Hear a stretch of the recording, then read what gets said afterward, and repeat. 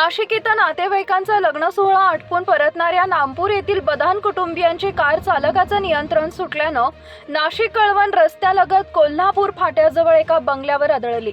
या भीषण अपघातात नामपूर व देवळा येथील 6 जण ठार तर 1 जण गंभीर जखमी झाल्याची घटना बुधवार दिनांक 4 रोजी रात्रीच्या सुमारास घडली। जखमींना नाशिक येथील रुग्णालयात दाखल करण्यात आलं आहे। नामपूर येथील बदान कुटुंबीय नाशिक इथं नातेवाईकाच्या लग्न सोहळ्यासाठी गेले होते। सोहळा आटपून सटाणा इथं परतत असताना कार क्रमांक MHS 41 BE 5443 चालकाचं नियंत्रण सुटल्यानं कार विठोबा शंकर आहेर यांच्या बंगल्यावर जाऊन आदळली। ही धडक इतकी जबरदस्त होती की बंगल्याबाहेर असलेला सिमेंटचा बीम वाकला। अपघातामध्ये शैला वसंत बदान वय वर्ष 62, त्यांची जाऊ सरला भालचंद्र बदान वय वर्ष 50, चालक खालिक मेहमूद पठाण वय वर्ष 50 राहणार नामपूर तालुका सटाणा तसेच माधवी मेतकर वय वर्ष 32 आणि त्यांची मुलगी त्रिवेणी मेतकर वय वर्ष 4 राहणार देवळा हे जागीच ठार झाले।